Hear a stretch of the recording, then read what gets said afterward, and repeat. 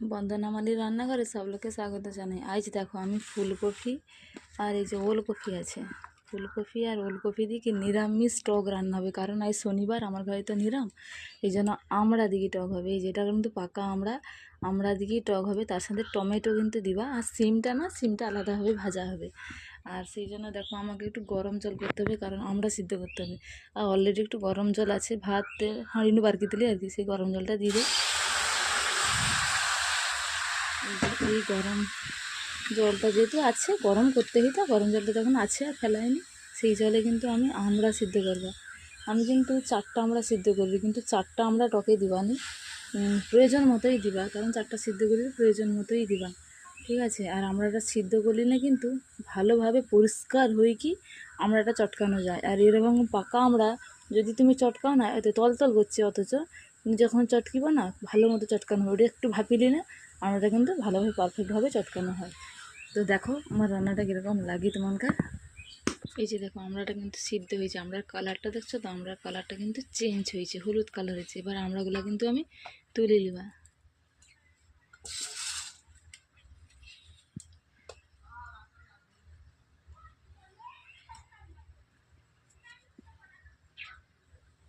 এই যে সুন্দর কালারটা দেখো। এবার কড়ার জলটা ফেলাই, তারপর কড়া কিন্তু অলরেডি গরম, আমি একটু তেল দিবা।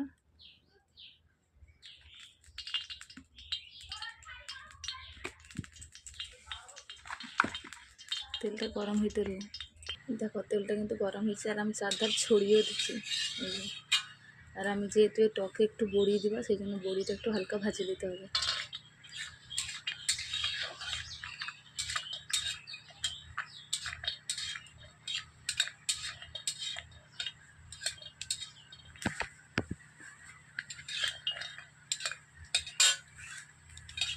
বড়িটা কিন্তু বেশি ভাজনে চলবে না, এইভাবে হালকা জাস্ট, এই যে এইভাবে হালকাভাবে ভাজতে হবে।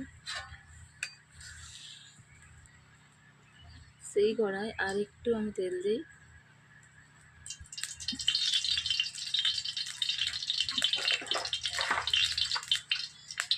তারপর এই যে 5 ফোড়ন,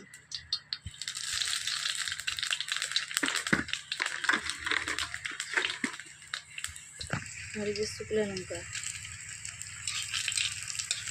5 ফোড়ন আর শুকনো লঙ্কা একটু ভালো করে ভাজতে হবে। এই যে হয়েছে আমার, এরপর এই যে ধুয়ে রাখা সবজিগুলো